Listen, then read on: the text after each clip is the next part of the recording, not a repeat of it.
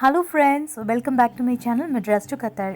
இன்னைக்கு நம்ம சேனல்ல ரொம்பவே ஈஸியான சூப்பரான ஒரு ரெசிபி தான் பார்க்க போறோம். நம்ம பிரேக்ஃபாஸ்ட்க்கு அதுக்கு அப்புறம் டின்னருக்கு ஸ்நாக்ஸ்க்கு எதுக்கு வேணா இத ரெடி பண்ணி சாப்பிடலாம். ரொம்ப ஈஸியா இத நம்ம பண்ண போறோம். குட்டீஸ்க்கு ரொம்பவே இது பிடிச்சிரும். ஸ்பெஷலா குட்டீஸ்க்காக ரெடி பண்ற ஒரு ரெசிபி தான் இது. இது எப்படி பண்றதுன்னு பார்க்கலாம். இது பண்றதுக்கு நான் ஒரு தோசை தவால கொஞ்சமா இட்லி மாவு தோசை மாவு எது இருந்தாலும் எடுத்துக்கலாம்.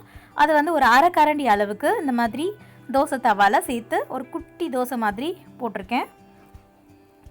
இதுக்கு மேலே கொஞ்சமா துருவின கேரட்,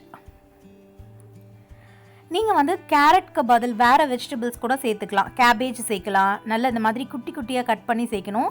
அப்படி இல்லாட்டி பீன்ஸ் இருந்துச்சுன்னா கூட அதை நல்லா ஃபைனாக கட் பண்ணி சேர்த்துக்கலாம். ரொம்பவே நல்லாயிருக்கும். கேரட் சேர்த்த பிறகு அதுக்கு மேலே கொஞ்சமாக துருவின பன்னீர் சேர்க்குறேன். நான் பன்னீருக்கு பதில் சீஸ் இருந்துச்சுன்னா கூட அதுவும் சேர்த்துக்கலாம். இப்போது பன்னீர் சேர்த்த பிறகு அதுக்கு மேலே கொஞ்சமாக இட்லி பொடி சேர்க்குறேன். உங்ககிட்ட இட்லி பொடி இல்லை அப்படின்னா நீங்கள் சாட் மசாலா, அதுக்கப்புறமா வேறு ஏதாவது நீங்கள் சீசனிங்க்கு வச்சுருக்க அந்த மசாலாஸ் அந்த மாதிரி எதுனாலும் நீங்கள் இதோட ஆட் பண்ணிக்கலாம். அதுக்கப்புறமா மேலே கொஞ்சமாக மல்லி இலை. நமக்கு பெரியவங்களுக்கு காரமாக இது வேணும் அப்படின்னா இதுக்கு மேலே கொஞ்சம் க்ரீன் சில்லிஸ் கூட ஆட் பண்ணிக்கலாம். அது வேண்டாம் அப்படின்றப்போ நீங்கள் வெறும் மல்லி இலை மட்டும் சேர்த்துக்கலாம். இப்போது இதுக்கு மேலே கொஞ்சம் தாராளமாக நெய் சேர்த்துக்கலாம். நம்ம எந்த அளவுக்கு நெய் இல்லாட்டி எண்ணெய், ஓகே, அது எந்த அளவுக்கு சேர்க்குறோமோ அந்த அளவுக்கு இந்த தோசை ரொம்ப கிறிஸ்பியாக கிடைக்கும். இப்போது இதை க்ளோஸ் பண்ணிவிட்டு ஒரு 2 மினிட்ஸ்க்கு லோ ஃப்ளேமில் அப்படியே வச்சிடலாம். இப்போ எனக்கு 2 மினிட்ஸ் நான் ஓப்பன் பண்ணுறேன்.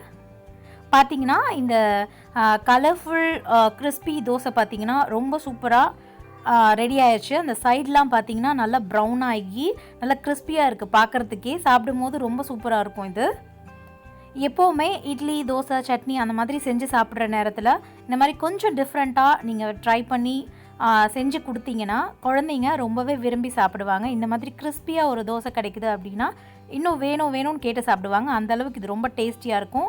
வெஜிடபிள்ஸ் சாப்பிடாத குழந்தைங்களுக்கு இந்த மாதிரி இதில் சேர்த்து கொடுத்தோன்னா அவங்க கண்டிப்பாக சாப்பிட்ருவாங்க. வீட்டில் நீங்கள் ட்ரை பண்ணி பாருங்கள். பார்க்கும்போது எப்படி வந்துச்சுன்னு கமெண்ட் செக்ஷனில் ஷேர் பண்ணிக்கோங்க. இந்த வீடியோ உங்களுக்கு பிடிச்சிருந்தா லைக் பண்ணுங்கள், உங்கள் ஃப்ரெண்ட்ஸோட ஷேர் பண்ணுங்கள். நம்ம சேனலில் ஃபர்ஸ்ட் டைம் பார்க்குறீங்கன்னா மறக்காமல் சப்ஸ்கிரைப் பண்ணிவிட்டு பக்கத்தில் இருக்க பெல் ஐக்கனை கிளிக் பண்ணிக்கோங்க.